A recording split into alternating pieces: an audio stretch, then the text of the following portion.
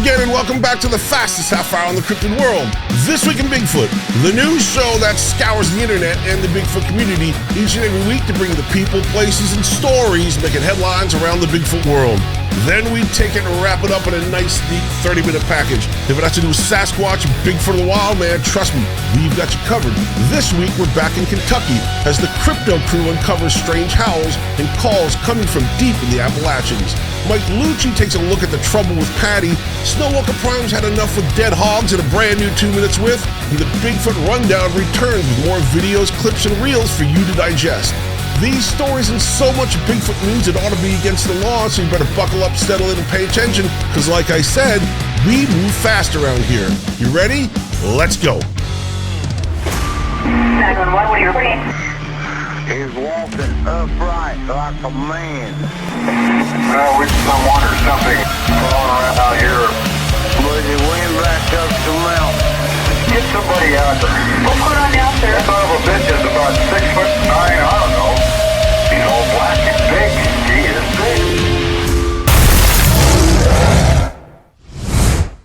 big. We kick off this week's show with a story that comes to us from Thomas Markham and his TCC research, otherwise known as the Crypto Crew. It was posted on Thomas's blog back on October 27th. 4 years ago, a young couple, we'll call them D and B for now, purchased an old schoolhouse in Reedville, Kentucky, in hopes of remodeling it into their dream home. Now, Reedville is in Carter County, which is northeastern Kentucky, nestled in the heart of the Appalachians, between Hitchens and Willard, somewhere near the town of Grayson. 3 years ago, while working on their home, they started to hear very strange, haunting sounds coming from the deep woods surrounding their property. The couple, who does believe in Bigfoot, by the way, set out to investigate and considered themselves fairly familiar with all the local wildlife in the area, as far as what makes what noises in the northeastern Kentucky forests.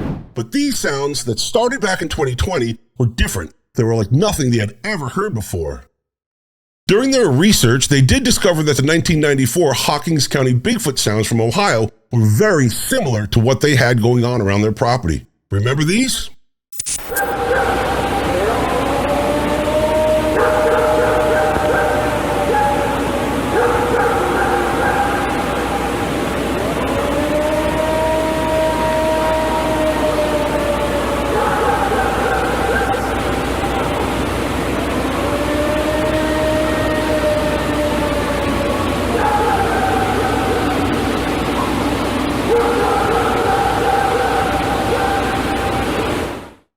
Their dogs, along with their neighbors, sounded much like the dogs you hear in the Hawkins County, Ohio Bigfoot sounds. They went crazy whenever that sound came from the forest around them. Now, Grayson Lake is only a few miles from their house, and Grayson Lake is also surrounded by off-limit no-hunting property, so they think that whatever these sounds are is coming from that part of the woods. At times, they claim to hear the sounds calling back and forth to each other like there's more than one creature. Now, they've also heard grunting and tree snapping not far from their house. Now, there is a local legend within the community that started back in the 1980s of something called the Creek Walker, a 9-foot-tall beast with red glowing eyes. So make of that what you will. During the summer and fall months, the couple claim to hear the sound sometimes during the day, but most of the time well after dark, starting around 10 p.m. And according to Markham's report, the couple claims that the sounds are getting closer and more often around their house. After several attempts, they finally managed to capture the sounds on their smartphones. Take a listen. Missing. Get out.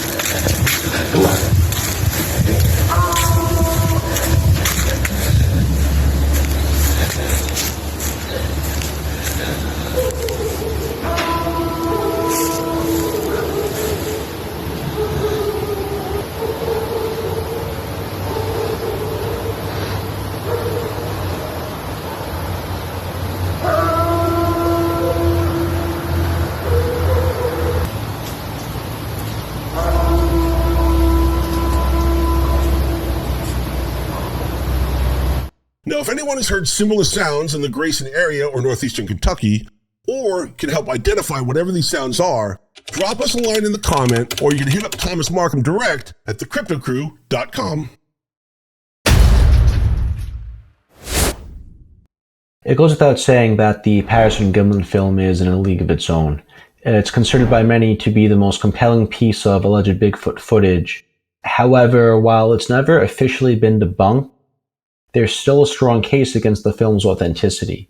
And if we're going to examine this footage through a critical lens, we got to take these arguments into consideration. A fellow researcher brought a March 2020 article titled "The Problem with Patty" to my attention. Written by author Chris Tharp, it examines why he believes the Patterson-Gimlin film could very well be fake.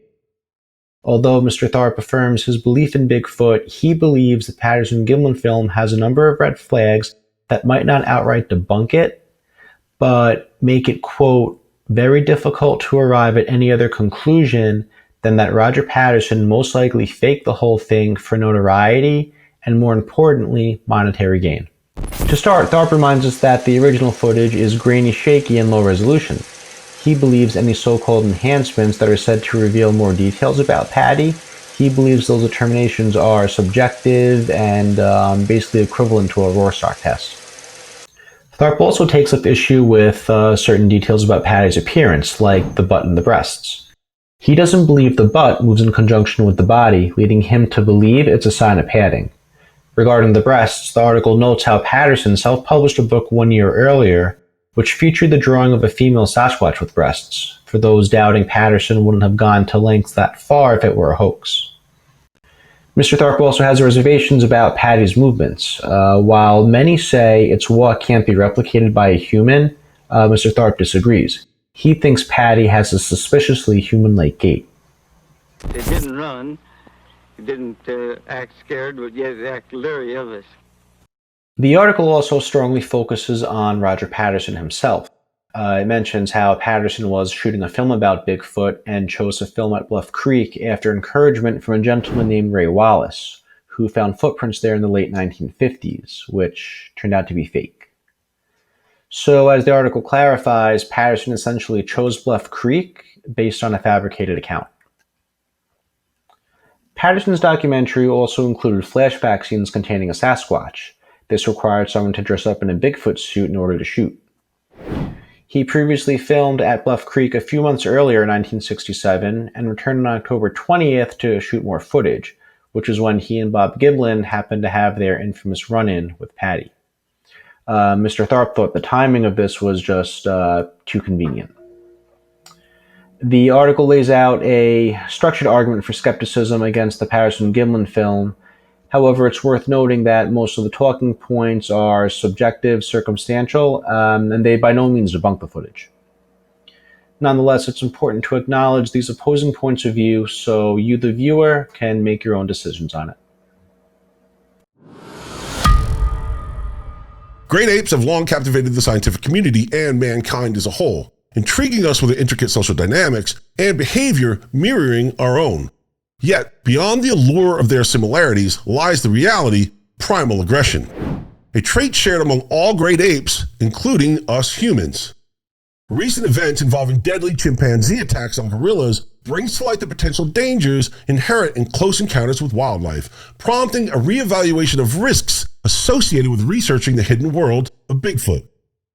Luongo National Park in Gabon, renowned for its diverse population of chimpanzees and western lowland gorillas, serves as a poignant backdrop for understanding the aggressive tendencies within the primate family. Chilling accounts of hour-long battles between chimpanzees and gorillas, resulting in fatalities and injuries on both sides, provides a cautionary tale of the inherent dangers provoking the primal instinct in these remarkable creatures. In light of these findings, the need for a nuanced and vigilant approach to Bigfoot research becomes ever more apparent. If Bigfoot does indeed exist as a colossal great ape, as many of you do say, perpetually foraging and fiercely competing for resources in the dense wilderness, the potential risks associated with human interactions cannot be understated.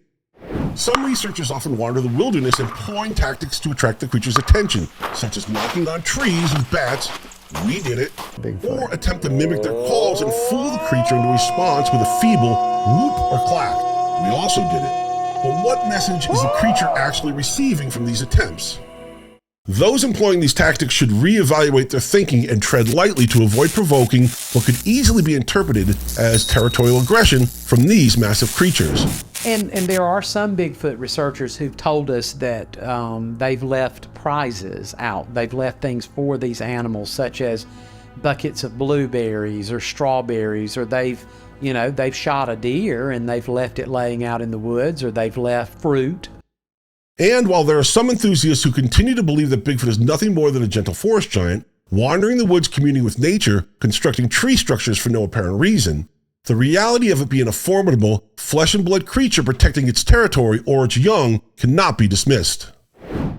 Understanding the parallels between the behavior of great apes and the potential nature of Bigfoot is vital to ensuring the safety of researchers and fostering a peaceful coexistence with this undiscovered species, if it should indeed roam the uncharted corners of our world. I haven't seen one yet, so I cannot say.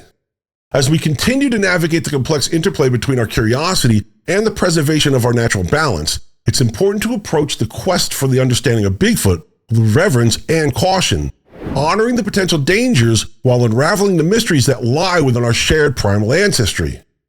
Only through careful and meticulous exploration can we hope to uncover the truth behind the legend of Bigfoot, while safeguarding our own well-being and that of the wild creatures that share our planet.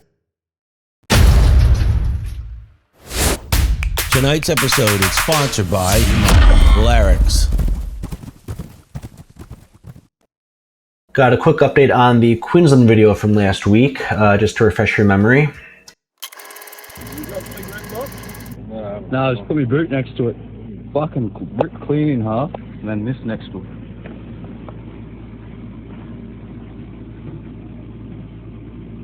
Got a good shot of it. That might be a better one there. And it's going up the hill.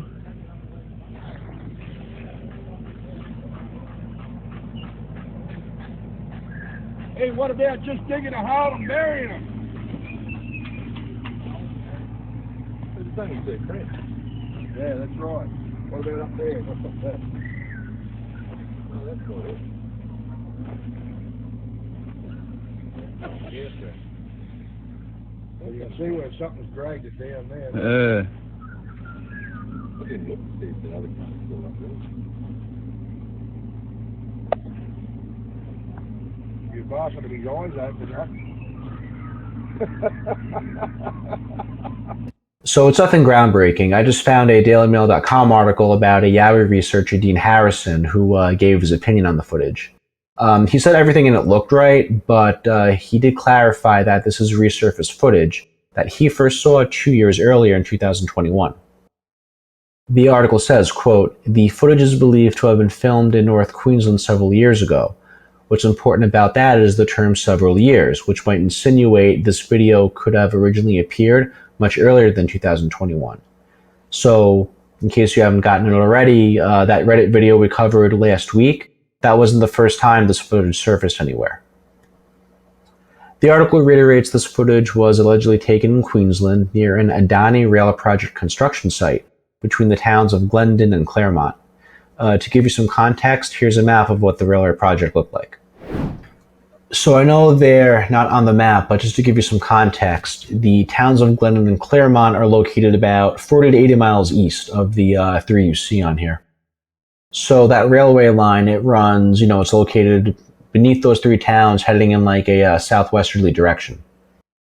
The distance between Glendon and Claremont as the crow flies is about 106 miles. And the Adani Rail Project, just to reiterate, was over 300 kilometers long. So what I'm getting at is this is in a vast stretch of terrain, so finding the exact spot the video was filmed probably won't be possible without first-hand knowledge. Dean Harrison's website, Australian Yowie Research, has over 1,000 reports, most of which come out of Queensland and New South Wales. One particularly interesting detail Harrison notes is that he claims to receive reports of animals being ripped in half all the time. Now, while this doesn't necessarily scream Yowie, it's, given the circumstances, it's certainly worth noting. So, aside from corroborating some essential details covered in episode 32, we now know this video has apparently been around for quite some time. Again, this isn't really groundbreaking information, and I'll still keep my eyes peeled for any new developments. In the meantime, let us know if these newly uncovered details will sway your opinion on whether this footage is fact or hoax. What about just digging a hole and burying them?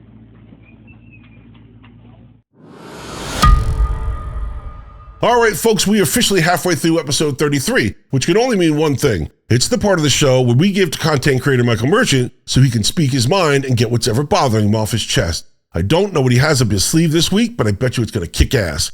Here he is now. You know you love him. This is 2 Minutes With. Echo Station 3PA. Spotted Imperial Walker. Imperial Walker.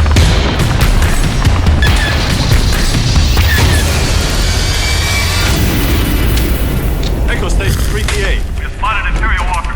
Imperial Walker. What's Bigfoot say when he's in Maine? OMG, have you seen the Bigfoot pig massacre video? Pretty sure I haven't. That would be a no. It is amazing. How did you know? Because you say that every time. This time it's true. Bigfoot has ripped 2 pigs in half. Ripped 1 pig into 2 pigs. I'm a little skeptical. Why, you don't think that Bigfoot can rip things in half? Oh, I'm sure it could probably rip a piece of paper in half.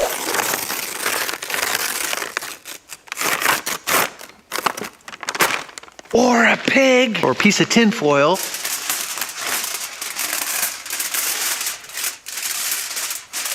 Or a pig. Or maybe a sturdy piece of cardboard. They are very powerful creatures. They can rip metal in half. I think we covered that with tinfoil. I'm pretty sure if you watch the video, you'll be convinced. That's what she said. That's what she said. Why is it you always have to poke fun at my very serious, compelling, quantifying, undeniable Bigfoot evidence? I think that's a Sasquatch. Yo, that's Bigfoot! Yo, I gotta get a selfie. No! Everybody stay absolutely still. I watch a lot of Monkey Manor on Discovery. And I go out of my way to share with you. What does Bigfoot say when he's in Africa? Hakuna Matata! Hakuna Matata! It's interesting, but where are the guts? Where are the entrails? I forgot to mention the tracks. Magnificent, huge, pristine. Undeniable. Proof of Bigfoot. Proof of Yowie. No sane person would debate this evidence. I'm just saying, where are the entrails? What's Bigfoot say when he's in Texas?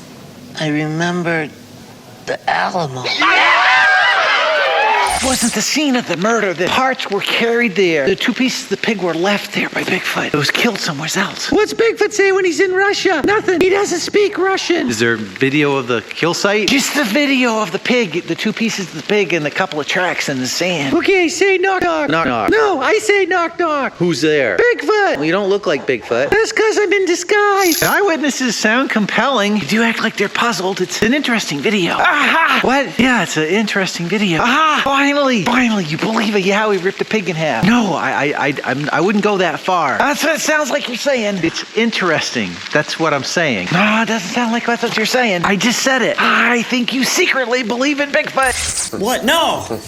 Oh, he's peeing on my hat. I would like more data. I would like more information on this. Aha! Knew eventually I'd wear you down and you'd believe in Bigfoot. When I was a little pup, we were basically banned from the house during the hours of daylight. It didn't matter if it was 40 below zero. Here's a peanut butter jelly sandwich, and for God's sakes, put a scarf on. Didn't matter where we went to play. Go hang out down by the whirlpool. That'd be fun. Can we go play by the serial killer's house? Sure. Just be home by dark. A big ass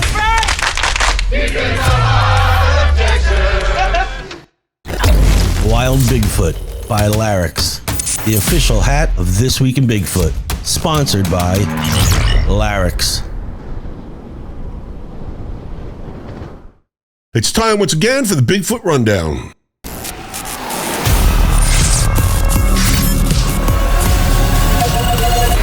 Bigfoot Rundown. Maybe you've seen these pictures making rounds, and if they look familiar, it's because they probably are. These photos have been around for years, and yes, they're BS. In fact, they're more than 10 years old, having first appeared on a blog called CARC. The page features more than 24 blog posts of alleged Bigfoot photos and videos that were posted between 2013 and 2014. They were all supposedly taken near the communities of Bigfoot and Garrison, New York, and Dutchess and Putnam counties. These fabricated images have all been attributed to someone named Randall Hart, who founded the Bigfoot Beacon blog. Incidentally, quite a few from this outlet occasionally make their rounds other times. Maybe you've seen some of these pop up on Facebook and Instagram in recent months. So, yeah, these pictures are BS. They have and probably will continue to periodically resurface, so raise awareness and spread the word. Myra the Paranormal Chick recently posted this video on her TikTok account. So apparently, a group of elk hunters earlier this year were set up around a base camp somewhere out west when they started hearing these strange, intimidating, I guess you could call them howls. Take a listen. Hear that? Get Trevor. Austin, get to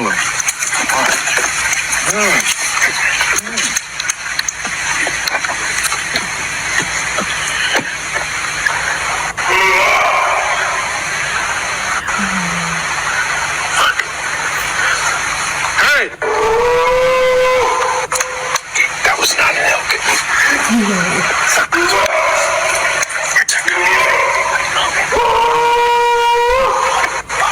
Get my keys. You're right.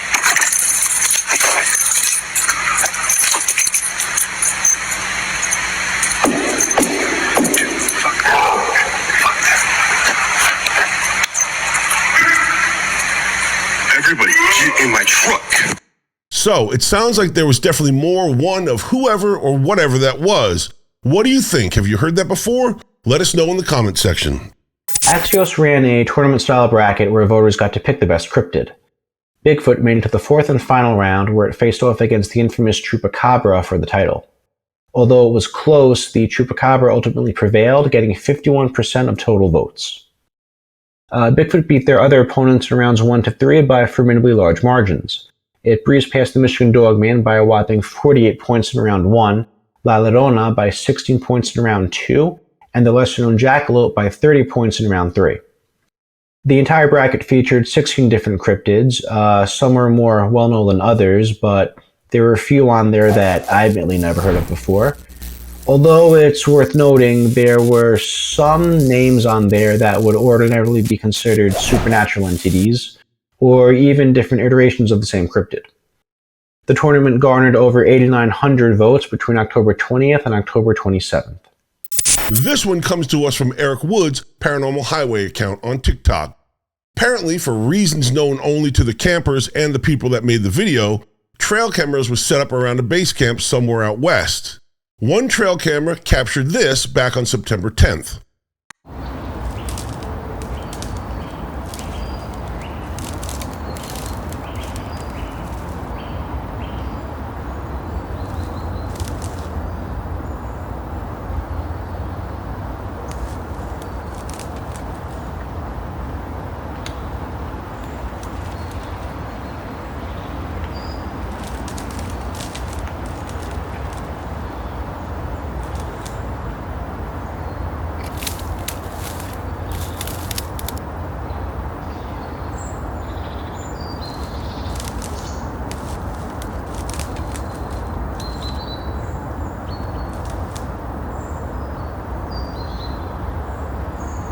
A few minutes later, a second trail camera set up closer to base camp captured this.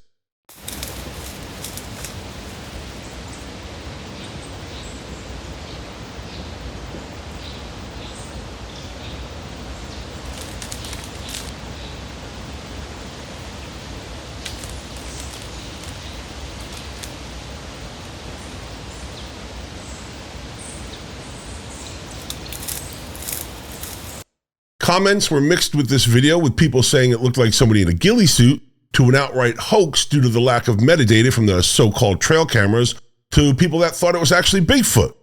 Take another look real quick and tell us, what do you think?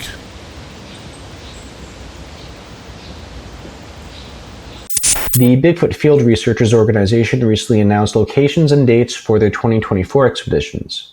In addition to the official site being updated, BFRO founder Matt Moneymaker also posted an announcement on the group's Facebook page.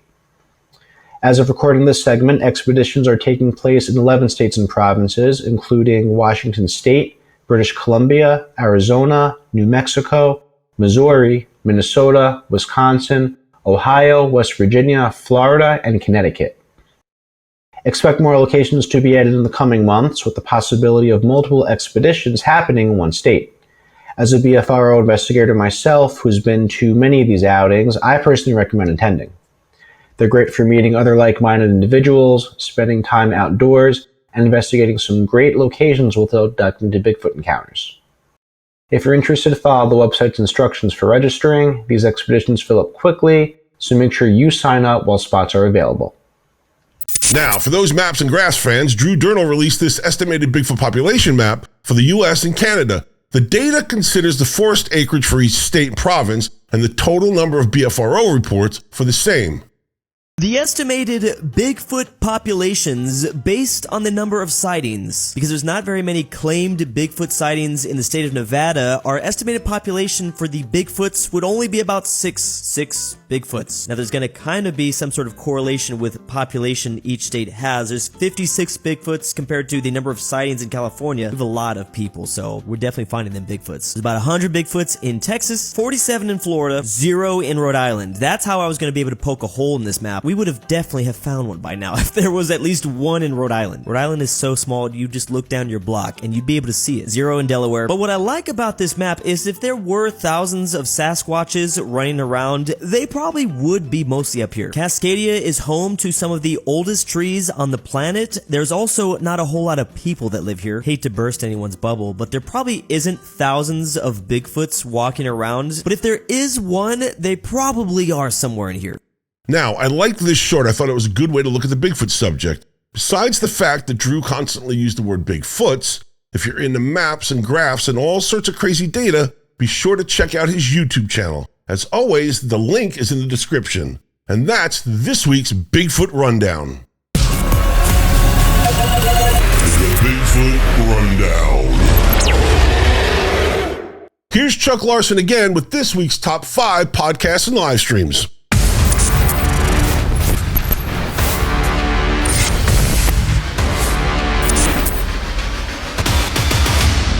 At number 5, That Bigfoot Podcast makes its debut on Sasquatch Odyssey.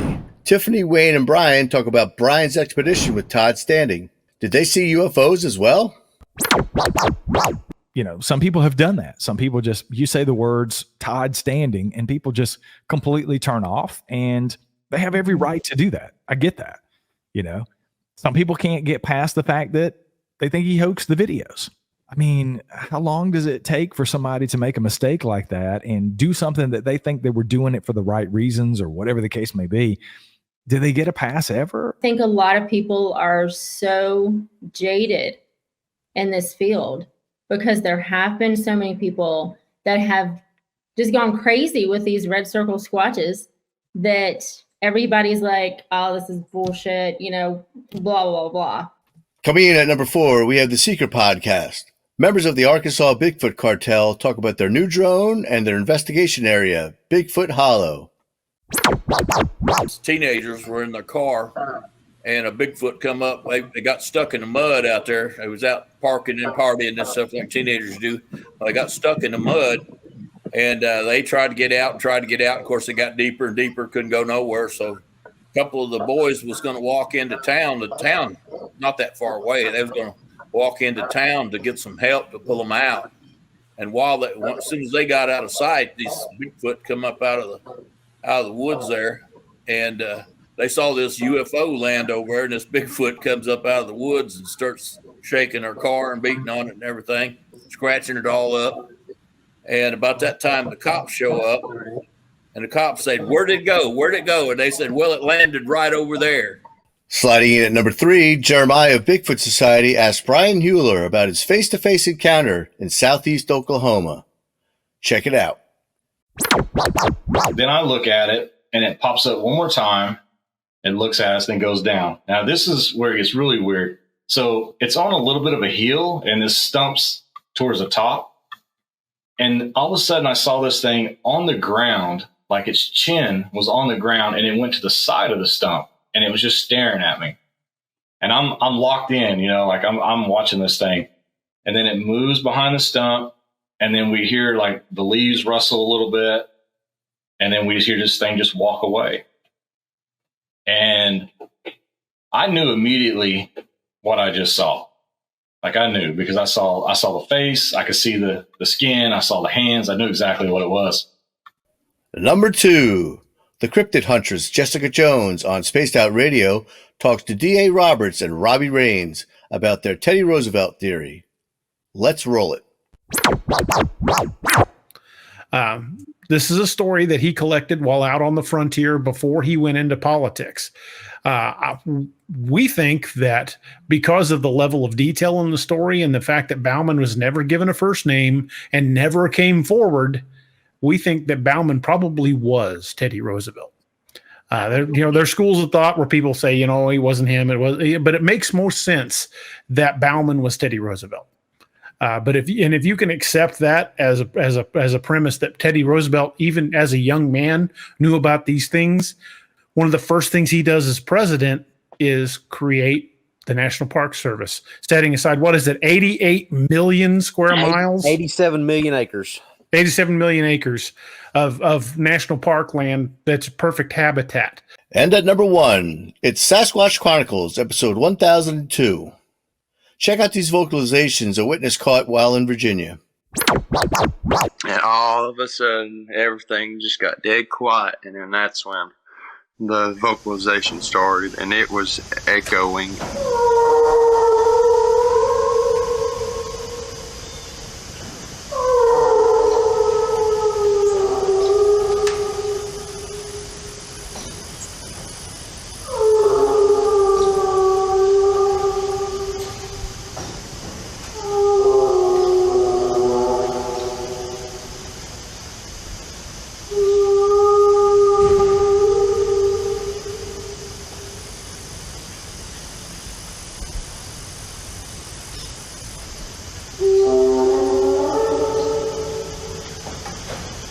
It was unlike anything I've ever heard.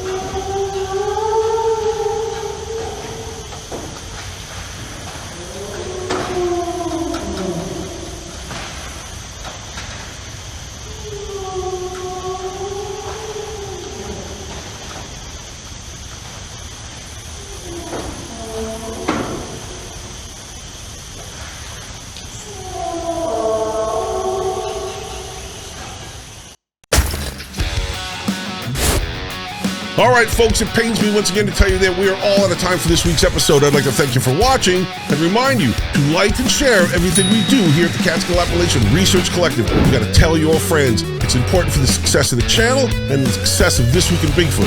And if you have any questions or comments, you can always drop us a line at thisweekinbigfootnewscast@gmail.com. So, until next week, from Mike Luci, Chuck Larson, and Snowwalker Prime, I'm Brendon Brown, reminding you that when it comes to getting your Bigfoot news, be informed, not biased. Go watch Sasquatch Secrets. It's on at 7. Take care. See you next week.